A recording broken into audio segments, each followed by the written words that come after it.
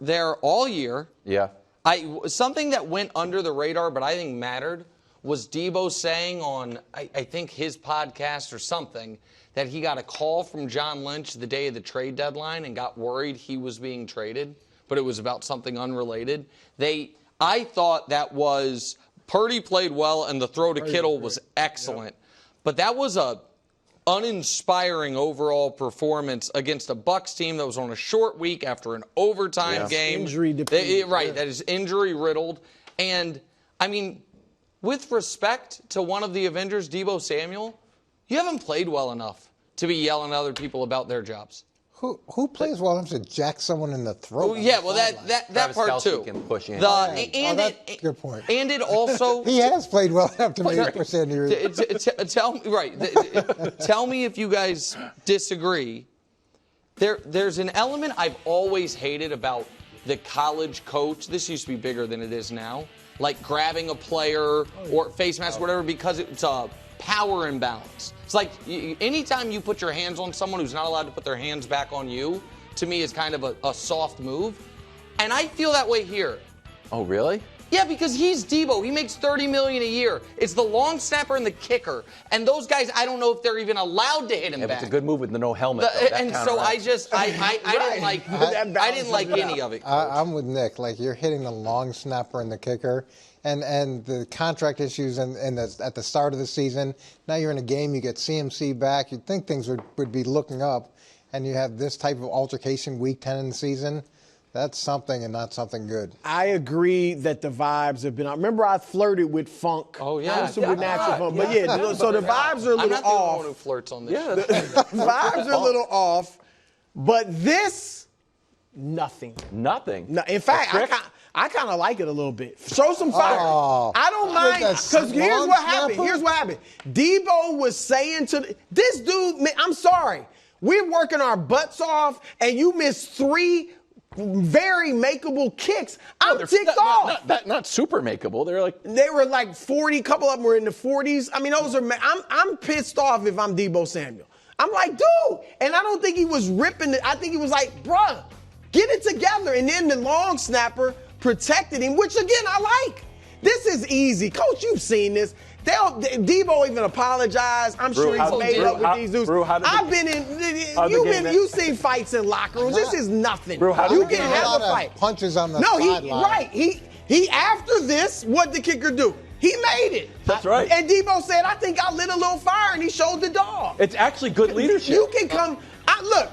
I'm just saying, Deebo showed that he cares. The long snapper shows that he cares. And I'm going to stand up to one of the best players on the team. Let me show how much I care by hitting you. It's emotion in the moment. Can I ask I got no issue with it. Very quickly. I'm serious. Because that's a kicker who probably would have been cut if he wasn't their draft pick a couple years ago. Yep. They have a real investment in him.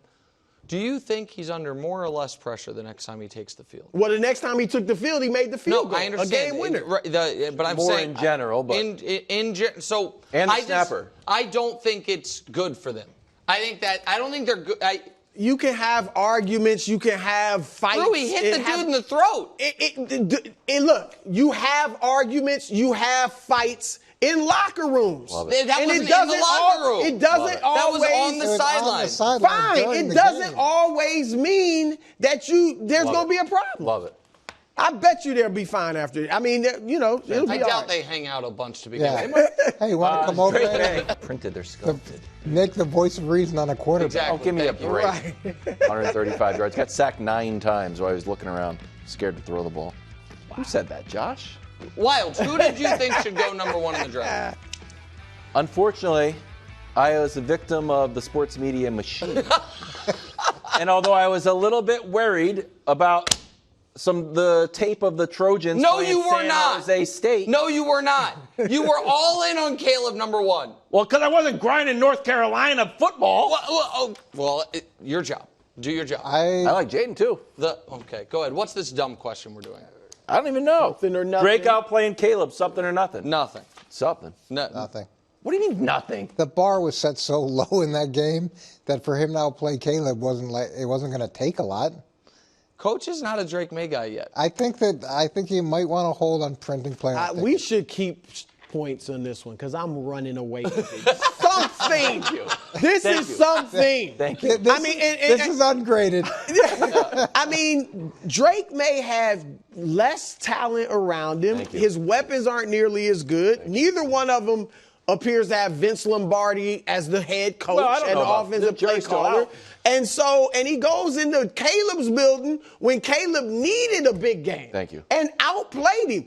It just says, like I said, to me, Caleb is, and I'm not out on him being good in the future, but I'm saying he's gone from surefire star to I would bet you if you asked all 32 GMs who they draft again right now, they would take him over Drake probably. Yeah, but this is something to watch. They wouldn't take him over bet you Jaden. New England would take Caleb over Drake May. I don't know. I'm glad Coach said that, not me, because when I said that exact same thing about these two players, Wilds yelled at me, and when you said it, he went, ah! That's what he did. He's going to hit me I'm in the not throat. so sure about that. I'm waiting to see the special. Like, there was no specialness yesterday. No, he's not. He's not accurate. He's not as dynamic as we thought. So I'm like, well, Right, you're not dynamic and you're not accurate. You got to be one. Can I make a request before we though do the Drake May? Like, you sent out a tweet that said the Patriots are clearly better than the Bears and Drake May is clearly better than Caleb. I didn't say clearly, but right now I said Caleb is the third best rookie quarterback. I think he's only in fourth. So all I would request is that you are right that Caleb has had lower lows than Drake May. Can we see one awesome Drake May game before we crown him? Well, We've seen three awesome Caleb games. He won the game before he lost it the other day. What? Drake May won the game before he lost it. Okay. The game he forced to overtime in the teens and then threw the pick to lose the game? Yes. Can we just see one awesome Drake May game? One time where they've scored 20 points in one of his starts, and it's the one he got knocked out of and Jacoby Brissett had to come in to win. But we're doing baby steps. Okay. You got him in the Super Bowl. Well, no, where's the people weren't watching? Okay. He called off. He'll dump you. No, like we're not a bad floating habit. this one. Quick Run ask it. for his engagement. Matt Jones started strong. Passer rating, third lowest by any starter this year. Yeah, worse than spiking the ball every play. Who are the other two, Josh? It doesn't matter. I have some good news. Go ahead. It's not his lowest passer rating of his career.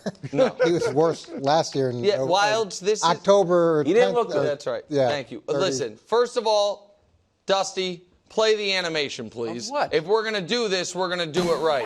That's right. It's time for the Mac Trash Hour. After we did this to Trevor forever, and I'm driving the truck. driving the truck. Yeah, exactly right. So here's the deal, KW.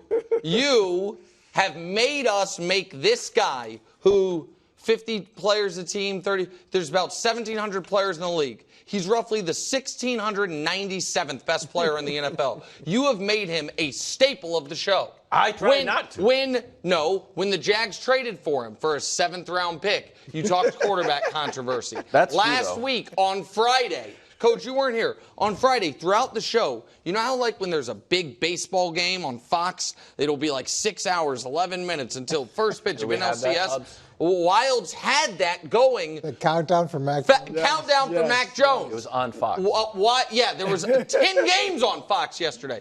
You owe the audience an apology. The audience's time is valuable. But he might and be- you have spent so much of it talking about this terrible player.